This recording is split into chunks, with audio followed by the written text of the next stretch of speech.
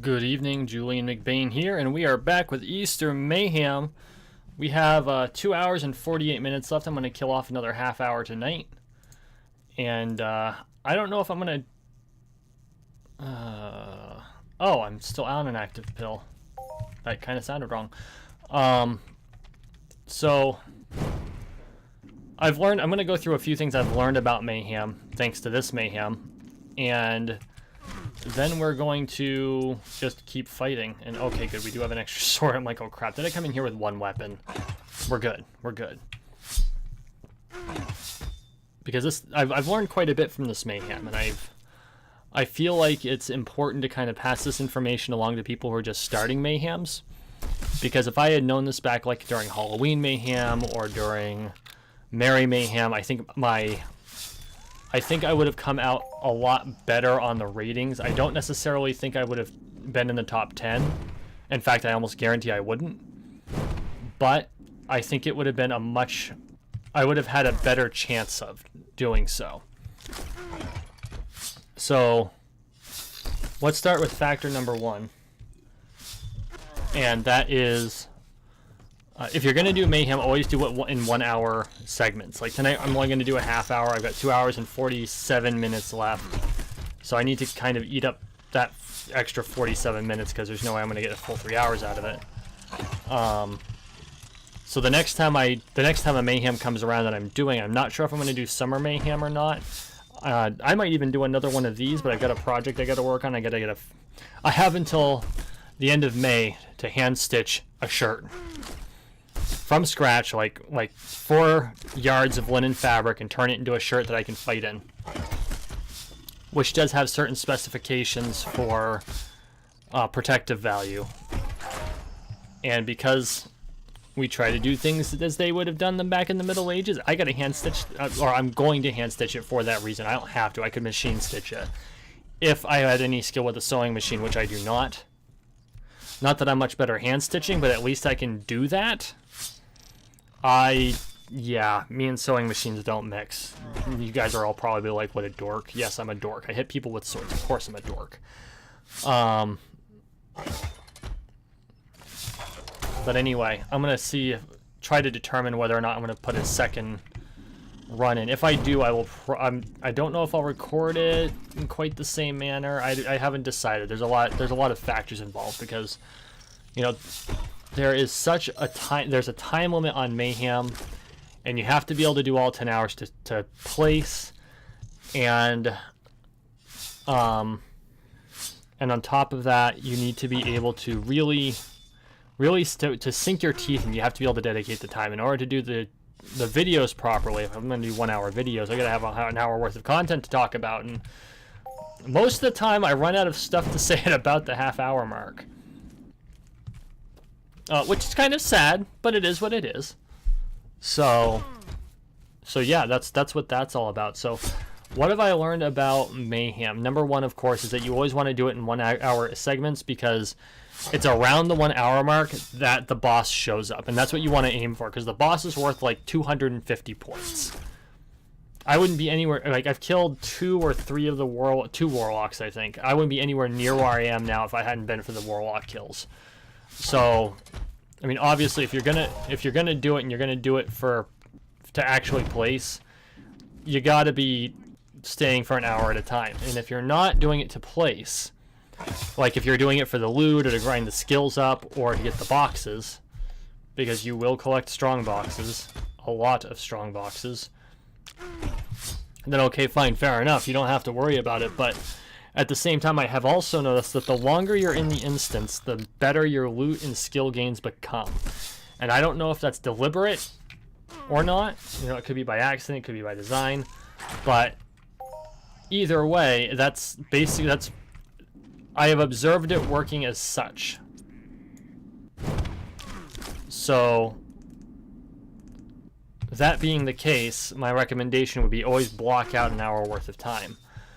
And, you know, I'm a single father. That doesn't always work out for me. Thankfully he's 11 now, so it's easier to... He's not as dependent anymore.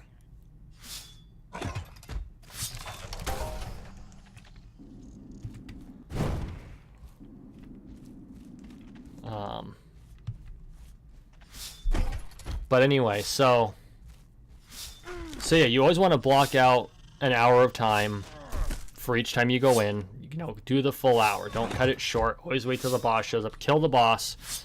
250 points guaranteed. Speaking of which, let's take a quick look at the scoreboard.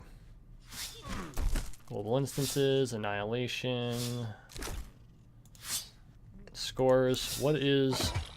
Oh yeah, see this? Ah, 37's not that high. We're actually doing pretty good. We're gonna. I think everyone winds up on the board. I'm pretty sure everyone winds up on the board, but I don't know. Like, you have to place in the top 10, and I am certainly not going to make that, at least not this time around. No, I didn't want Arcadia.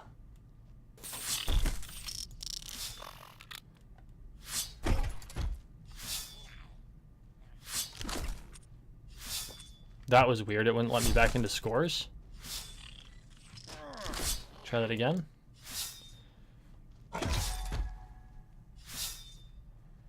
To check scores.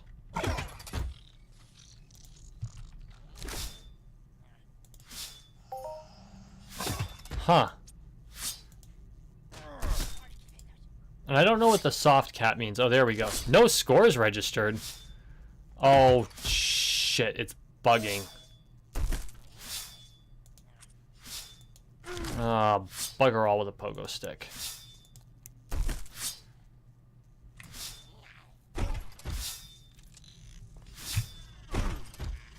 Yeah, see, it's not loading for some reason. And we just had it, too. That's annoying. Oh, well. Ah, there we go. So to place in the top 10, you have to have more than 7,800 points right now. And we got, you know, Jade up here with 12,000. Eagle Eyes has 12,000.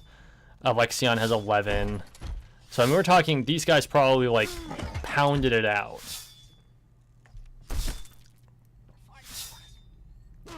And there's a bit of luck involved too, because the robots give a random number of points, and a good chunk of those points could be 0.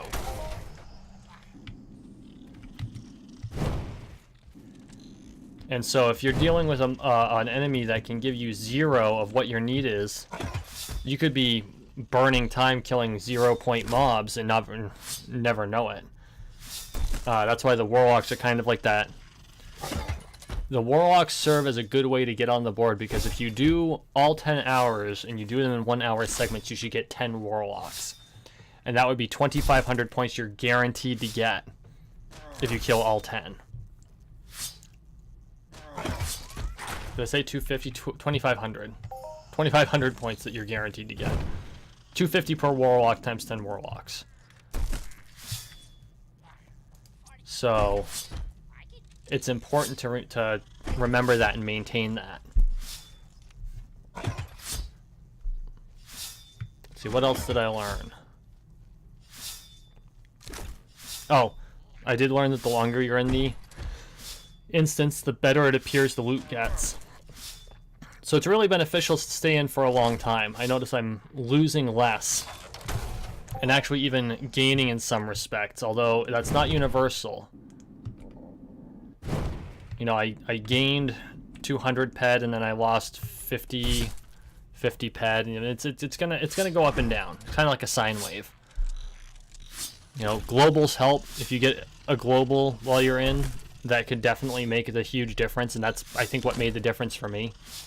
Is I had a couple of runs where I was doing 2 and 3 globals. They weren't huge, but you know, when they kick you 80 ped, that's a big help. It's a really big help, especially for sustainability.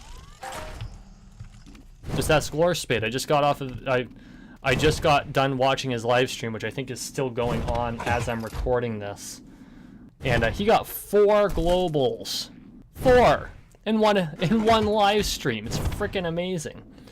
Go make sure you check out his, if by some strange notion you have not seen Glorspades content and you're on mine, go check him out. He has a lot of content out there. He does do He's cut back on the Entropia Universe live streams. He does a lot of Fallout 76 now, but he's still in Entropia. He has got a lot of good content. All of his old content is generally still very relevant. It's just good stuff. Go check him out.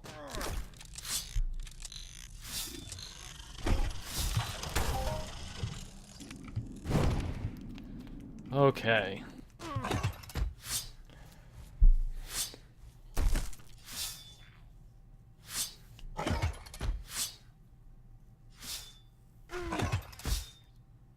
You know, I had written down, I take notes for a lot of these, and I had written down what I wanted to talk about. So, of course, I left a notebook that I write all this stuff down in at work. Because I keep it on my desk kind of off to the side, and if I come up with something, then I just quickly jot it down and generally bring it home with me at night. And tonight, I didn't. And tonight's the night I needed it. Oops. So.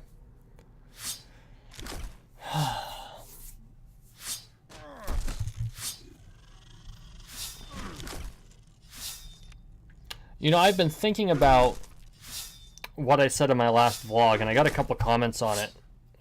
In particular, one answering the question, you know, are we damaging our ability to create and maintain interpersonal relationships? And the commenter, who, if you give me half a second, I can pull up their name, because I want to give them a shout out for responding to one of my vlog vids. That would probably help if I just went here. So Jaded Studio marked it and said, yes, this is damaging our ability to maintain interpersonal relationships. And so I was thinking about it, and he's not wrong, or she's not wrong. I'm gonna, judging by the thumbnail picture, which is a little anime caricature, I'm gonna assume Jaded Studio is a he. Jaded Studio, if I am incorrect, please correct me. But, and he's not wrong. I mean, we are definitely have the potential to damage, and I think we are, in a certain sense, damaging our ability to have interpersonal relationships with the amount of digitization that we have. And that's from someone who is a real big proponent of digitization, of as many things in our life as we possibly can. And the reason for that is, for one, convenience, and two, because the ability to maintain digital memory in a small space as opposed to analog methods. Like, I don't have to have 30,000 notebooks with all my notes from school. It can be on a laptop. I don't go to school anymore, but it's the principle. My lady goes to school.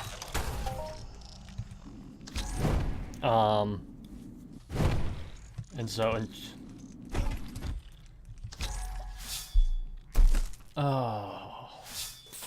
so, but at the same time, you know, if we're contacting each other all through texts and Facebook and our Instagram Messenger.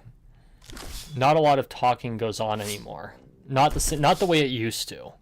You know, I remember back when I was a kid, and which wasn't too terribly long ago. I'm old, but I'm not that old. You know, back in the early aughts, in the late 90s, early aughts.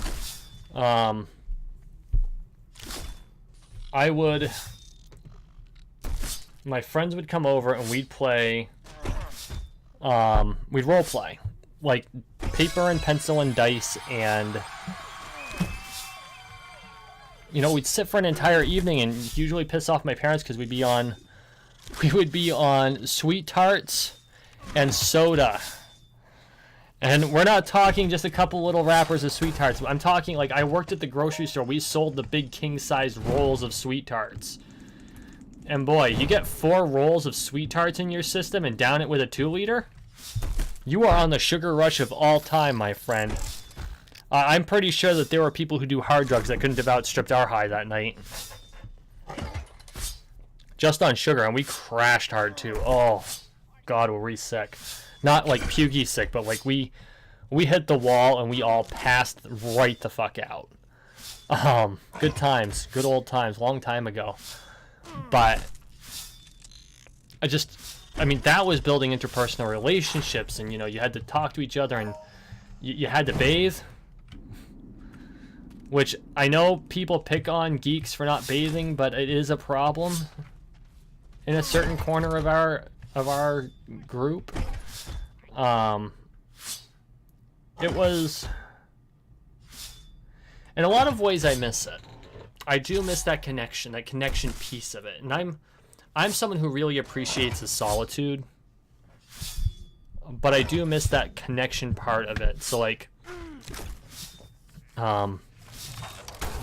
when I have the occasion to get down to Texas, where I have several friends, not to mention my lady is going to school down there, and due to family reasons, I have to be in Vermont right now. So, when I get down to Texas, I have friends in Texas as well, and we get to hang out and do things like play Cards Against Humanity, and it's just a blast, and I miss stuff like that. I just grew another gray hair. Christ. But I think that the positive of all this digitization, the ability to communicate from anywhere in the world, we have the sum of all knowledge of humanity carried in our pockets at any given moment, and access to it for the most part. You only need a 3G connection to have access to the internet, which is good because there's a lot of places in Vermont where you barely have 3G, let alone 4G.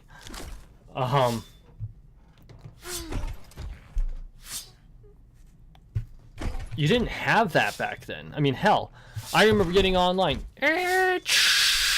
Ding dong ding dong ding. Right, all those wonderful weird dial-up.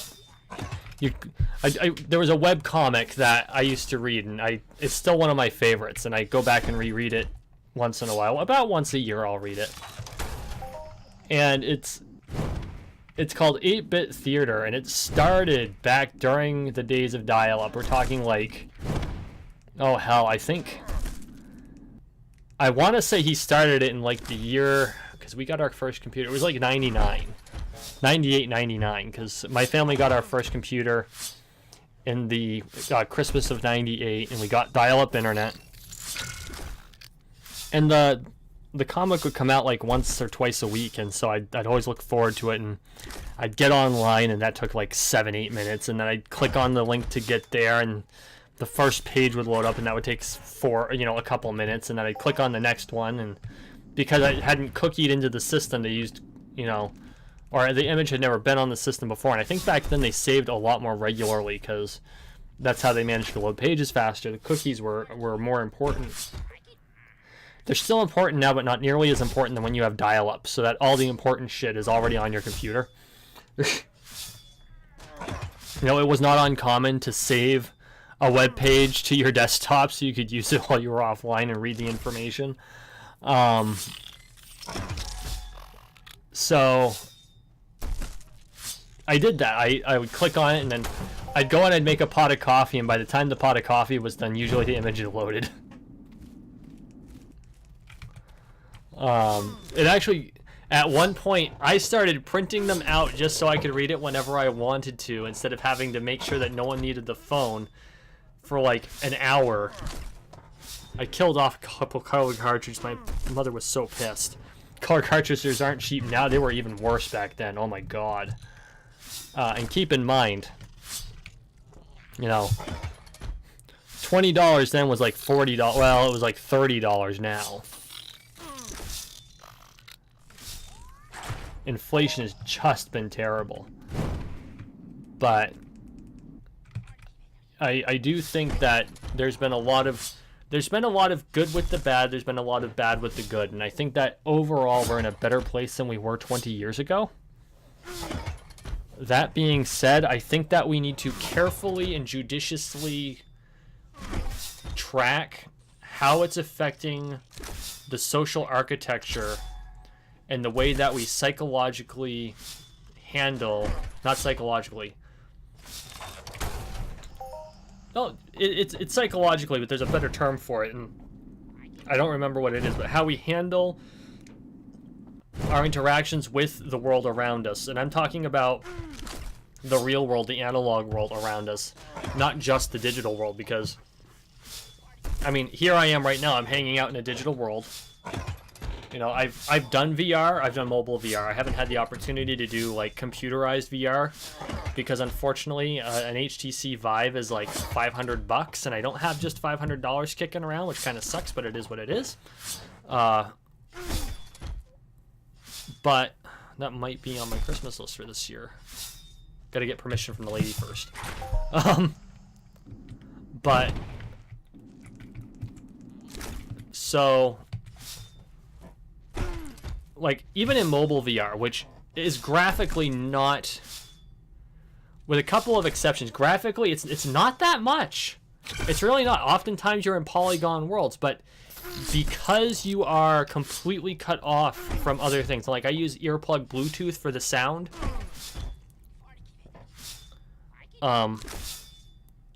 you're really in there. As far as you're concerned, the polygons may as well be the real thing because it tricks your mind. Your suspension of disbelief, the ability for your mind to suspend disbelief and enjoy the ride or handle whatever it is you're doing really immerses you in the content. You don't care that it's all digital. Even that might even make it better. There's one game it's very Portal-esque. You put cubes on buttons, but instead of having a portal gun, you have a gravity gun. So it's kind of like mixing some of the concepts of Half-Life and Portal. But your gravity gun is just your controller. You don't have like this specialty gun. I should probably slash this guy. And you actually have to creatively use this gravity gun to move the cubes around, to move yourself through the level. It was very well done. And I'm on the last level and I'm stuck. And I might go back and I might play through the whole damn thing again. And they even came up with an interesting and somewhat revolutionary way to move around, which is part of the reason you can only play for so long, because you do it by walking in place, essentially. And me, having marched for a good part of my life between band and ROTC and the Guard and Civil Air Patrol, I generally walk in place with my head not moving. So I have to like do squats to move around the world. And after a while, it really starts to kill your knees. And so I'm just like, okay, I can only do 2 or 3 levels at a time, which kind of sucks, but at the same time, it's like, ugh.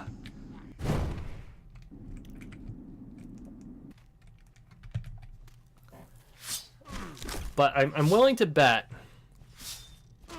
like Entropia would make the perfect VR game. It would. It would take a little adaptation. They'd have to find a better way to incorporate the UI. Like, I know that some people have emulated it on the Vive using a special emulator software where you're not like looking around in the game VR, but it's like you're inside of a virtual living room playing the game, which sounds counterintuitive.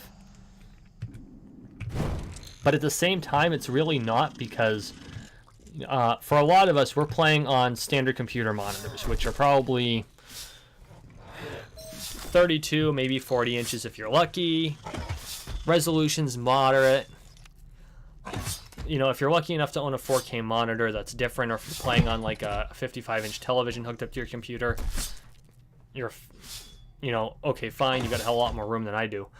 But for the most part, we're all playing at desks, and we've got our monitor in front of us, and the immersion's there, but it's not the same. And it's like you immerse yourself, and you're playing in front of a virtual, I think it's a 96-inch television. If you were to take it out of the virtual space and stick it on a wall, it's a virtual 96-inch television. Now think about that for just for a half second. Of course it's going to be more immersive. And you shut the lights off and everything, and it's no different, except you've got this huge display. And so it's an imperfect medium is what it is. And they have to do that with a lot of the retro games too, because of compatibility. You know, a lot of these games weren't designed as VR games. They're, at best, they're ports, and at worst, they're hacks. To be fair, a lot of the game companies don't care if you're hacking their game for that specific purpose. Get off of... There is a mob hitting me in front of me. Why would I get the guy slightly to the left that's way the hell in the back, you moron? F targeting. Like literally key F targeting.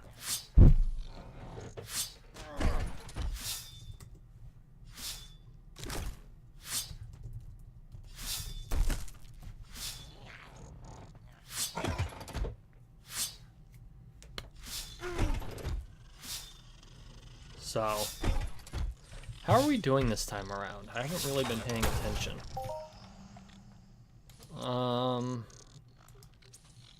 Yeah. We're breaking even for the most part. We got a couple of strong boxes, so that helps, or a strong box. Not a whole lot of... Didn't get a whole lot else, though. I think we got like 1 or 2 of these, maybe an M token or 2 in a box. But we've kept up on our ammo, so that's not terrible. Deciding whether I want to open boxes or if I want to sell boxes, because I could sell the boxes for 4 pet. I can probably sell them for between 4 and 6 pet a piece. So you're talking, let's say I top out at 20 boxes. That's 40 to 60 ped. Instead of dumping another 200 ped in, I think. Because it's $1 a key, but then you have the chance at a ring, which I know I'm not going to get, but there's always that chance.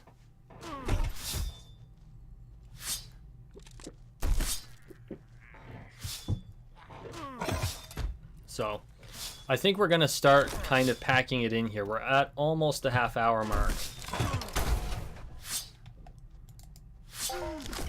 Okay, Mindark. Let me finish strong. Give me that global. I don't normally ask for globals, but I'd love to finish strong. Come on, you gave Lore Spade 4 of them today. Just the one.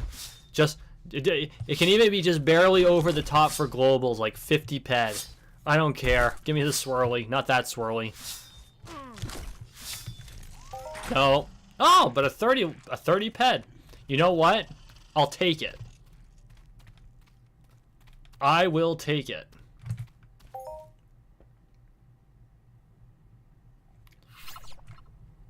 Alright guys, that's it for today. Thank you for watching. Thank you for listening. Please like, share, and subscribe down below. I really appreciate all the support. Remember, we are aiming... In fact, I think we came out on top that time around. We did. We are aiming for 100 subscribers this month.